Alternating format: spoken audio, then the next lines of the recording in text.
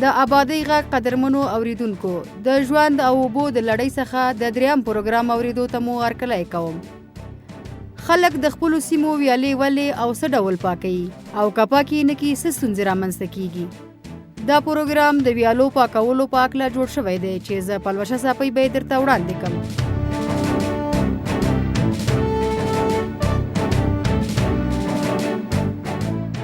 په تیرو پروګرامونو کې مو واوریدل چې خلکو د خپل ورځني ژوند د کرنې او مالدارۍ د لا ښه والي لپاره خپل د سیمې کاریزونه پاکول. کله چې کاریزونه پاک شي او اوبه ترې جاري شي، پس له دې بیا خلک د دې لپاره چې دا لوی نعمت له لاسه لاړ نه شي او کوم کار او زحمت چې د کاریزونو په پاکولو کې ښکلی دی بې ځایه لاړ نه شي، د کاریز د ساتنې لپاره یو کس د سالار یا ساتونکي په توګه ګماري تر څو د کاریز ساتنه وکړي. سالار د کاریز شریکان ټاکي. دی دنده لري تر څو وخت په وخت د کاریز ساتنه وکړي. کله چې د کاریز اوبه لږې یا خړې شي، د کلي ملک او یا هم د کاریز شریکان او نور خلک خبر کړي تر څو د کاریز غم وخوري. کله چې کاریز پاک شي، بیا د همدغه کاریز اوبه په ویالو کې د خلکو کورونو، باغونو او ځمکو ته ځان رسوي. مخکې تر دې چې پوه شو خلک د خپلې سیمې ویالې ولې او څه ډول پاکوي او که پاکې نه کړي څه پېښېږي، راځئ چې بر کلي ته لاړ شو او وګورو چې نغاره ولې وهل کېږي.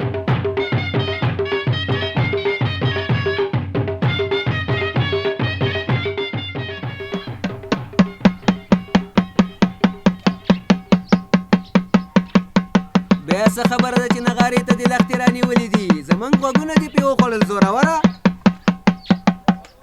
هلکه نیک ماما ده، سبا د خیره کټیر د کټیر ویاله پاکوو چې راشي بیا. په تاسې دې مبارک وي. هو که نه، ته خو لکه مار خاورې خورې خاورې، ته یې نو څه کوې؟ تا ته اوبه څه پکارېږي چې کټیر ته راشي؟ ګوره ولیګیا، زه نه مار یم او نه مایي، 2 پټیه لرم او یوه میاشت کټیر وکړم. دا لا په کوم قانون کې راغلی دي؟ هلکه ما ویل چې ټوکې کوې، ته خو اوس رښتیا دا خبرې کوې. ټوکې نه کوم، رښتیا وایم رښتیا. ښه لکه چې ځمکې د للمې کرلي او د څښلو اوبه هم له ښار نه راوړې. څنګه خان ولیګیا، مسخرې مه کوه، خوله دې سمه خوځوه. زه خو دا کارونه نشم کولی، پوه شوې که نه؟ نیک ماما ده، مسخرې خو ته کوې، ولې کټیر ته نه راځې؟ ته په دې اوبو ځمکې نه کرې، مالونو ته دې نه ورکوې، زموږ او ستاسو ټولو ژوند په همدې اوبو دی. ما خو درته وویل چې زه کار مار نشم کولی. دا اوبه خو ستا نه دي چې خبرې راته کوي، پوه شوې که نه؟ ګوره نیک ماما ده، چې دا اوبه نه وي خدای مکړه خیر ټولولو ته باړ شو. دا لا څه وایي، خوله سمه خوځوه، خیر به ولې ټولومه؟ ګوره نیک ماما ده، که ته کار وکړې که یو نه کړې، ویاله به پاکېږي، خو دا ښه ده چې په جګو سترګو د اوبو نه کار واخلې. ګوره ولیګیا، ما درته وویل چې زه ټوله یو جریب ځمکه لرم او اوس به د دې یو جریب ځمکې لپاره ټوله ویاله پاکوم؟ دا د خدای لار ده؟ ګوره نیک ماما ده، ابل کټیر کې هم نه وې راغلی، موږ ویلې ځه خیر دی، خو زړه دې ده چې دې کټیر ته هم رانه شي. ټول خلک یو 2 جریبه ځمکې لري، هېڅوک هم بې له تا نه دا خبره نه کوي. بس زه دې نور په دې خبرو نه پوهېږم، لاړم دنه، د خدای په امان.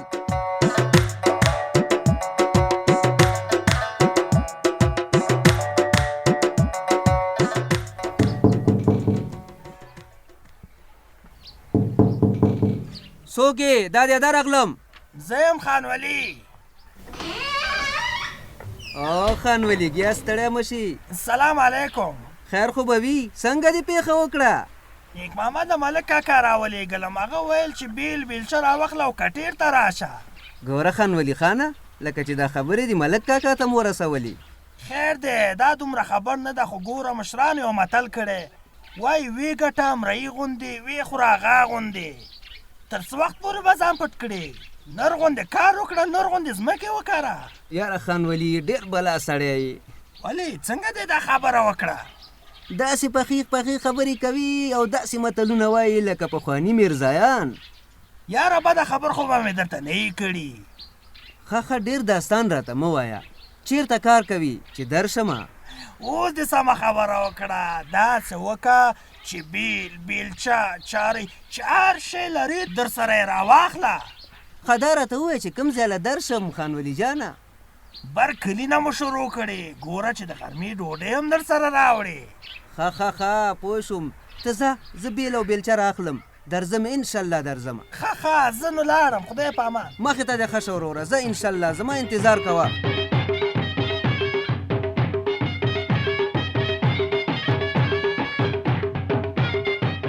څرګنده شوه چې د برکلي نغاره چی د دې لپاره نغاره وهله چې خلک د سبا ورځې د کټیر یا د ویالو له پاکولو څخه خبر کی.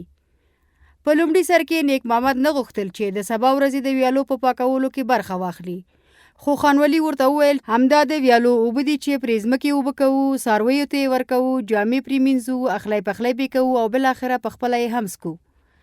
نیک محمد دا خبره مني او ژمنه کوي چې د ویالو په پاکولو کې به ضرور برخه واخلي. د ویالو پاکونه یوازې د برکلي خلک نه کوي، بلکې د افغانستان په ډیرو سیمو کې دا لړۍ روانه ده. زما همکار آرش ننګیال د همدغو سیمو څخه یوې سیمې ته تللی او له هغه ځایه دا راپورټ برابر کړی دی.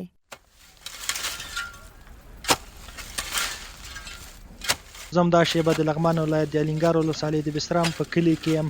دا سیمه ماته ډېره کرنیزه ښکاري ځکه چې ډېرې ونې، ځمکې، خلاګانې دي. د دې درې شاوخوا غرونه دي، دښتې دي. له نیکه مرغه زه دې سیمې ته به دا سال کې راغلم چې خلک د ویالو په پاکولو بوخت دي. زه غواړم چې د دې ویالو له څو تنو مشرانو سره خبرې وکړم. کاکا جان ستاسو نوم څه دی؟ زما نوم محمد شریف د جوی سراج د ویالې ملک. کاکا ستاسو نوم څه دی؟ زما نوم باز محمد. او ستاسو نوم؟ مالک ګل احمد. تاسو دلته د څه شي لپاره راټول شوي یاستئ؟ موږ دې دپاره راټول شوي یو چې د نارسۍ د ویالې کټیر ده، د دې ویالې صفا کاري کوو. کاکا ته ووایه ولې دا ویالې پاکوئ؟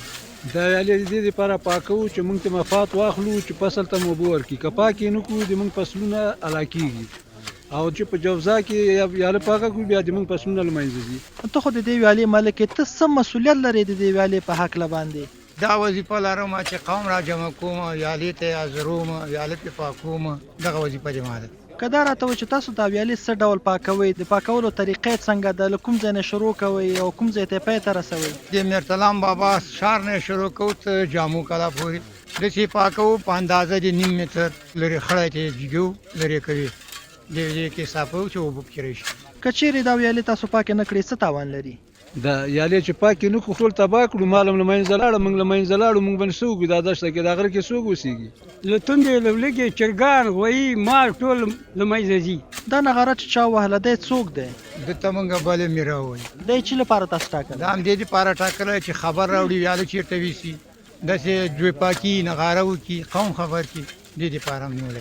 کله چې دا نغاره وایي بیا خلک څنګه خبرېږي؟ بیا خلک په همدې نغاره خبرېږي که نه چې وایي کټیر شوی دی. هغه جوی سراج ویالې پاککاري ده، ټول راوځي خلاص. کومو فصلو کې دا ویالې تاسو پاکوئ؟ د موږ یې د غنمو فصلو کې هم پاکوو او د هغه جوارو فصلو کې هم پاکوو. که کوم وخت کې سیلاو راځي سر کال یې پاکوو.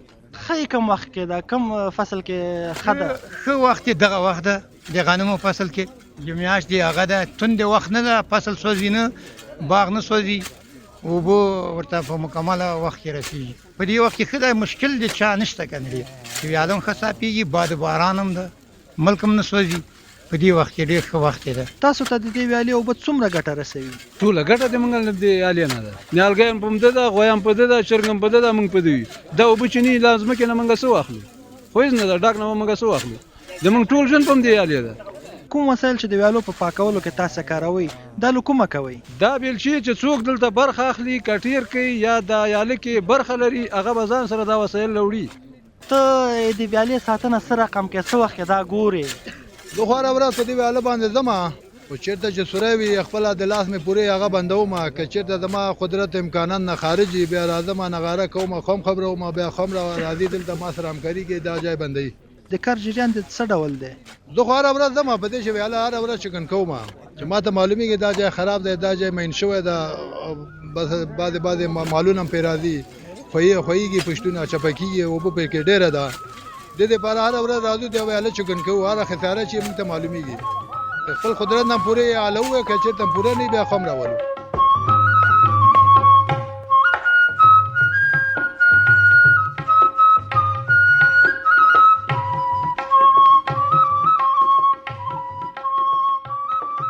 خلک د دې لپاره چې د کاریز یا د سیند له اوبو څخه سمې او ډېرې ګټې واخلي د خپلو سیمو ویالې پاکوي. هغه وسایل چې د ویالو په پاکولو کې ترې کار اخیستل کیږي دومره ګران او قیمتي نه دي، ځکه چې په دې کارونو کې یوازې بیل بیلچا او چارۍ کاریږي. دغه وسایل هر کورنۍ او هر څوک په خپلو کورونو کې لري. په دې سیمه کې د ویالو په پاکولو کې د خلکو ونډه حتمي او ضروري ده، خو د افغانستان په یو شمېر سیمو کې دا کار حتمي نه دی. خو هغو خلکو چې د ویالو په پاکولو کې برخه نه وي اخیستي د نورو په وړاندې ځان پټ ګڼي. کله چې خلکو د نغارې غږ واورېده راټول شول، ګوري چې نغاره د ویالې د پاکولو لپاره وهل شوې ده. دوی هم خپل املاګانې وتړلې او لاس په کار شوه. په هغو سیمو کې چې نغاره نه وي خلک ډول وهي. کله چې خلک د ډول غږ واوري راټولیږي او کله چې خبر شي نو بیا بیل بیلچا چارۍ راواخلي او د کار لپاره مټې رانغاړي. خو د ویالو پاکول هم د نورو کارونو په څیر ځان ته وخت لري. ښه وخت یې دغه وخت ده د غنمو فصل کې چې میاشت دی هغه ده توندې وخت نه ده، فصل سوځي نه، باغ نه سوځي، اوبه ورته په مکمله وخت کې رسیږي. په دې وخت کې ښه ده، مشکل د چا نشته که نه ډېر چې ویاله هم ښه صافېږي، باد باران هم ده، ملک هم نه سوځي. په دې وخت کې ډېر ښه وخت دی ده، په دې وخت کې موږ دا ویاله صافو.